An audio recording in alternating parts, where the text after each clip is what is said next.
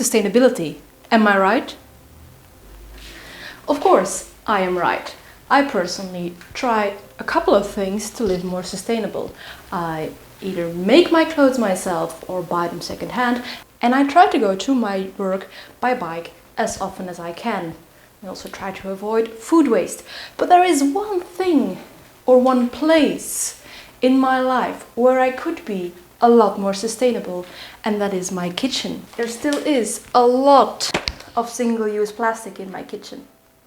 I'm not proud of that, but I am willing to admit it. I am also willing to change something about that. Now, of course, as my husband knows me very well, he bought me the ideal birthday gift to change something about that. Yes, again, a plastic bag. But what's inside is what's important. This is 1 kilo of locally sourced beeswax. I think you might have an inclination of what we're going to do today, don't you? I mean, you saw the thumbnail and the title and you clicked on it, so you know what we are going to do today. We are going to make some beeswax wraps to omit some of the single-use plastic in my kitchen. Together with the 1 kilo of beeswax also came a book with beeswax recipes. However, to make beeswax wraps, according to this book, you need an electrical skillet and a heat gun. I have neither of those, so buy book. But that doesn't mean we cannot make our beeswax wraps. I have found an interesting WikiHow article on how to make some with only using your oven. I will link that WikiHow article in the description so you can follow along if you like. Now, disclaimer, this is in no way a tutorial. I know nothing about it. I am just going to follow the article. If you so insist, you can follow along with me, of course, but don't take me for an expert in anything. I am a chaos goblin that likes to try new things, and that is exactly what we're doing today. I brought my bag of scraps from sewing. I'm going to try and find the 100% cotton ones.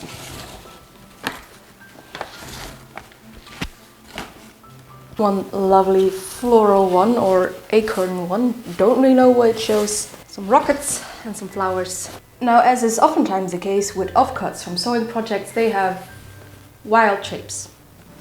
Let's make them in something more resembling rectangles and thus easier to handle as wraps.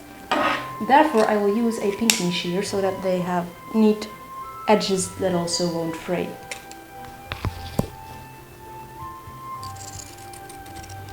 You could use a ruler, of course, but I am chaos.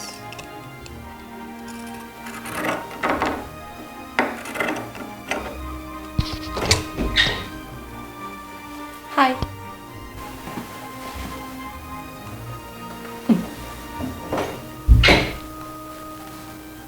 Sort of a rectangle.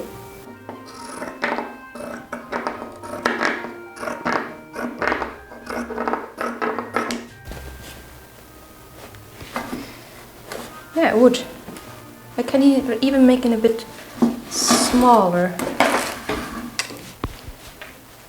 Might have made more than fit on my oven trays, but multiple batches, I'd say. Anyway, I have started to preheat the oven at 85 degrees Celsius, and we're now going to cheese grate all the beeswax all over the wraps.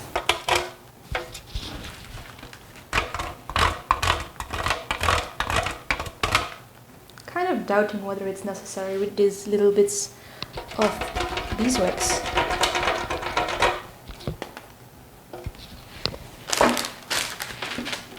It's not like it's a massive block or something. Especially since the article says that you need to, then when it's melted, like spread it with a paintbrush? Maybe I'm just, I am a chaos goblin after all. And these are small, so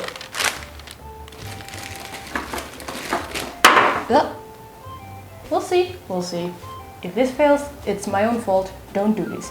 Grate it, as they say, but I disliked it.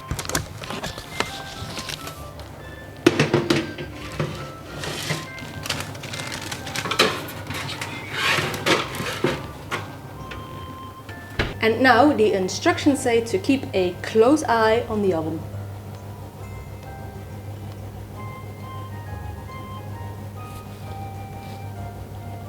Now, as I am notoriously impatient, I'm actually going to try a different method for the remaining wraps.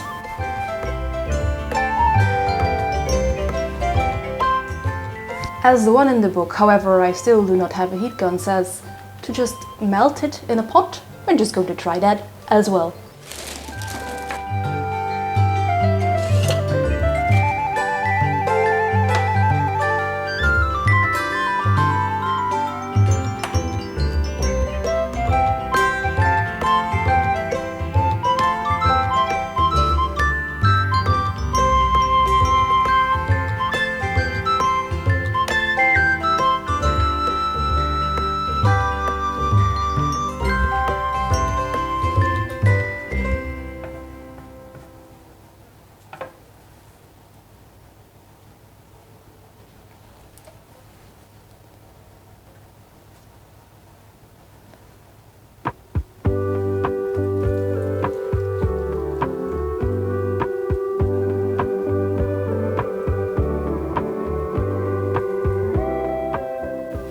An important disclaimer: don't leave your door open when working with beeswax, because the bees will come in, and I'm trying to get them out.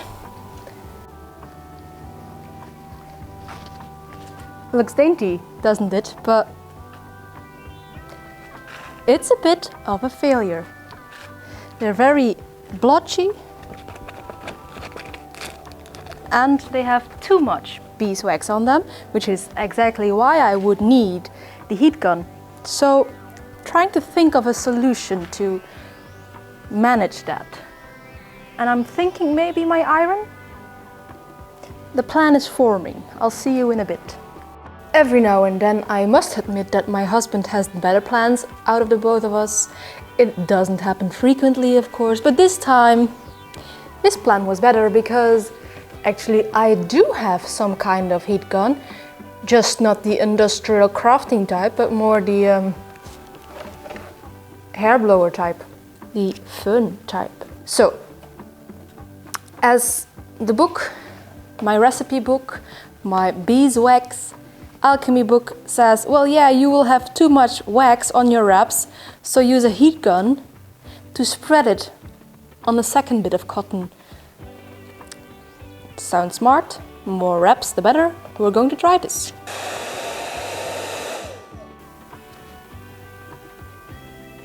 Apparently it got too hot. It's a cheap hair dryer anyway. I don't think my hair dryer had enough power to make a second beeswax wrap. Let's see. Close. It's real close. It's real close. But this one also, I got rid of all the excess beeswax and the splotchiness, so now it's a nice, even, thin layer of beeswax. So let's put this to dry again outside and continue this madness.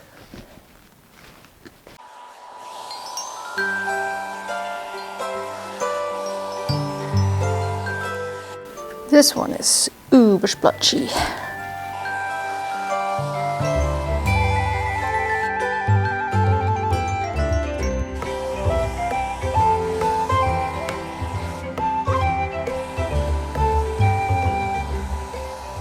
Nice and unsplotched.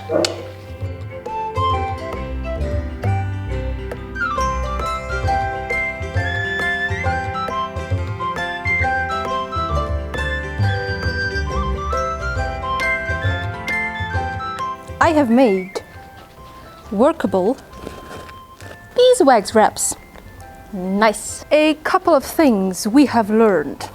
Firstly, if you start working with beeswax in your house and you leave a window or a door open, the bees will now accept your house as their new hive. Would that make me queen bee if it wasn't for my husband being absolutely scared shitless by bees and wasps?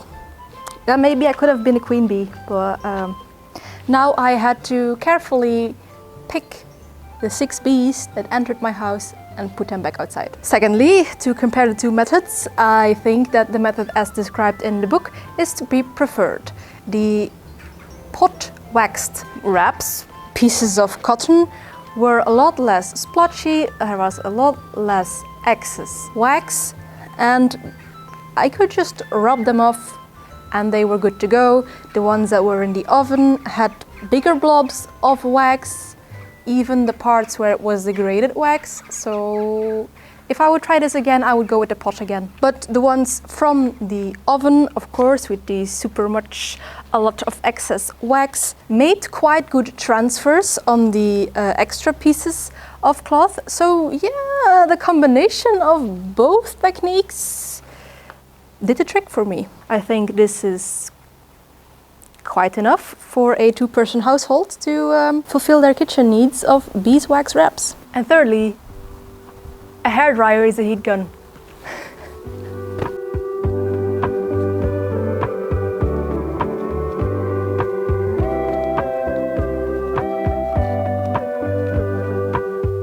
If you're not using your beeswax wraps for a while, it is best to store them in the refrigerator. Sustainability, eh? So friends, that was my little escapade into beeswax wraps making. It at first looked like I was going to fail, but it ended up working, which isn't that always the case in chaos shenanigans. So now I am interested, friends, what small steps in your life do you take to live more sustainably? Even though corporations should also play a big part in this, but that's just my opinion. Anyway, what do you do in your life? How do you bring sustainability into your life? Tell me in the comments. And well, all that there is right now left for me to say is, if you like these kind of fiber shenanigans, then maybe you could like, comment or subscribe, but of course that is all up to you. And as for me, I will see you in a next video. Bye!